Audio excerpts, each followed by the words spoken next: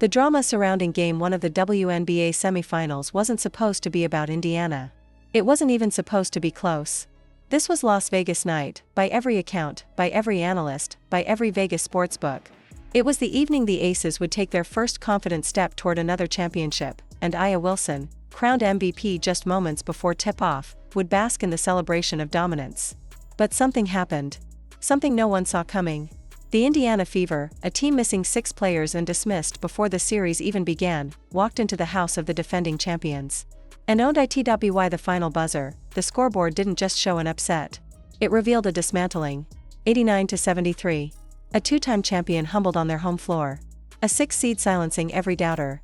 And at the center of it all, not Caitlin Clark, who watched from the sidelines, but Kelsey Mitchell, a veteran who turned the spotlight onto herself with a performance for the ages. This wasn't just Game 1. It was a reckoning. Let's rewind. Before a single shot was taken, ESPN panels were unanimous. Aces in a sweep. They didn't even try to spin a hopeful storyline. This wasn't framed as a contest, it was framed as an obligation. The Aces were meant to dominate, move forward, and prepare for the finals. Indiana? They were filler. Background noise. The youngest team in the playoffs, down nearly half a roster, still reeling from injuries to key contributors: Clark, Cunningham, Carlson, McDonald, Bibby, Dantas. 6 players out. Most teams wouldn't survive that. The Fever weren't supposed to either, and yet, there they stood, while analysts debated if the Aces would win by 10 or 20, Indiana prepared. Quietly. Without the usual fanfare. Head coach Stephanie White worked with a 9-woman rotation, several of whom weren't even on the team during the last matchup against Atlanta. On paper, it was barely a roster. On the court, it became a force, but even the timing felt cruel. Tip-off came just after A'ja Wilson was officially named MVP, a moment that should have ignited the Aces and their fans. Championship banners hung overhead, a sold-out Vegas crowd roared with confidence, and Wilson held her trophy at center court as the face of WNBA greatness. Every camera was on her. Indiana, once again, was invisible. At least, for a moment, what followed wasn't just a counterpunch, it was a complete rewrite. From the jump, Indiana didn't look like the team we saw in July. They looked possessed. Not with rage or fear. With belief. There was something electric, simmering under the surface. And that electricity sparked with one player. A name too often overlooked in national conversations. A scorer, yes, but not the headline-grabbing superstar. Until now.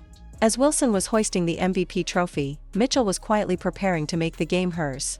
And when the ball was tipped, she erased the script everyone else had written. She hit from everywhere, mid-range fadeaways, deep threes, fearless drives through traffic. Every time the Aces pulled close, she answered. Every time the defense adjusted, she stayed a step ahead. Mitchell's 34 points didn't just lead the game, they made history. No Indiana Fever player had dropped that many in a playoff game since 2012. No player in WNBA history had done it in their first ever semifinal appearance, and yet, Mitchell barely celebrated. In post-game interviews, she kept it business.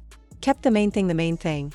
But one glimpse beneath that calm exterior revealed something deeper, an emotional storm that had been building for years. In a quiet moment, she spoke of a list. A list she had written to herself. Of the coaches who doubted her. The media who ignored her. The nights she almost quit.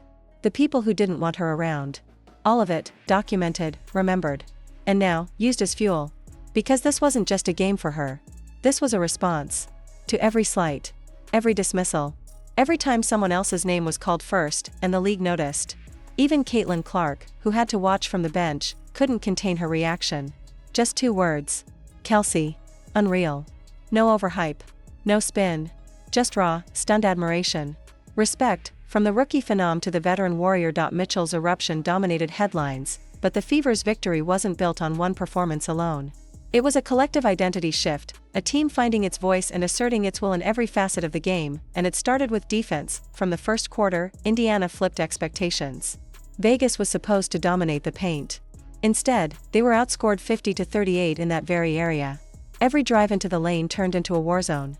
Brianna Turner disrupted rhythm. Natasha Howard boxed out with purpose, and Aaliyah Boston, put on a defensive masterclass against the league's newly crowned MVP. Wilson still scored 16 points. She still pulled down 13 rebounds. But every inch of it was earned. Boston didn't block her out of the game, she did something more disruptive. She took away her comfort. Forced her to hesitate. To grind through double teams. To shoot late in the clock, instead of initiating flow. And when the MVP hesitates, the entire Vegas offense stutters. Wasn't just missing shots. They were frustrated. Jackie Young, usually an assassin, was shadowed by Lexi Hull, who gave her no space to breathe. Hull's defense was surgical, denying clean looks and making every possession a marathon. And when the Aces tried to collapse on Mitchell, it wasn't just her who responded. Hull nailed threes at key moments. Odyssey Sims attacked downhill, creating chaos, forcing Vegas into foul trouble, and shifting the pace in Indiana's favor. Sims brought something intangible: tempo, urgency, defiance. Vegas looked rushed. Indiana looked composed. Even coach Becky Hammond, who's not one to toss compliments casually, admitted after the game that Vegas had no answer. She was blunt. "Clearly, we had no answer for Mitchell," she said. "Really poor." Those words said it all. No excuses. No blaming the refs. The better team won. Period. But it wasn't just about scoring or hustle. It was about control. The Fever didn't just react to what Vegas did. They dictated. That's what coach Stephanie White emphasized in her own post-game comments. That they were the ones setting the tone. That they were no longer surviving, they were attacking. She reminded everyone this wasn't luck. This was growth. "It doesn't matter who's on our roster," she said. "They give each other the freedom to be themselves. They live the we over the me." That culture was on full display. Every pass, every box out, every rotation screamed of a team playing for something bigger than just one game, and that's why this win hurt for Vegas. Because it wasn't just a hot shooting night or a freak mismatch. It was a blueprint. It was the underdog team exposing flaws in the reigning champ's armor, and doing it with intensity, cohesion, and belief. But here's the truth no one in Indiana can ignore. Game 1 was a breakthrough. Game 2 will be a battle. The Aces are champions for a reason. They've lost early before. They've adjusted, reloaded, and answered back. 28% of teams who drop Game 1 in a 5-game series still go on to win it. Vegas knows this. They've studied it. And they're preparing for Game 2 like it's an elimination game. Expect Wilson to come out hunting. Expect Jackie Young to move off the ball earlier, find angles, create separation before Hull can smother her again. Expect Becky Hammond to recalibrate, faster, more aggressive defensive switches, targeted traps on Mitchell. And a relentless push in transition. The Aces won't take another punch without swinging back, and that's where we find the next test for Indiana. It's one thing to play with nothing to lose. It's another to carry expectation. Now, they're the ones being circled. Now, the trap sets come for Mitchell. The pressure tilts onto Boston. The pace, once dictated, must be maintained. Can they hold? Can Kelsey Mitchell repeat that same magic with a team now game planning to stop her? Can Boston disrupt Wilson again under brighter lights? Or does the MVP return with a vengeance? These aren't hypothetical questions.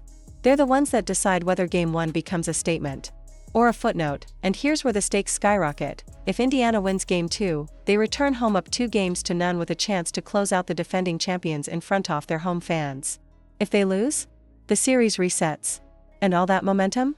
Gone for now. The Fever can hold their heads high. They walked into Vegas as an afterthought and left as a headline. They went from forgotten to feared in 40 minutes of fearless basketball. But in this league, greatness isn't built on one night. It's forged in what comes after.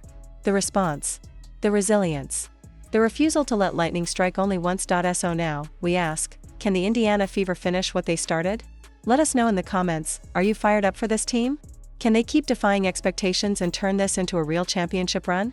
And don't forget, like, subscribe, and turn on notifications so you never miss the next chapter in this playoff story. Because if Game 1 taught us anything, it's that this series is far from over.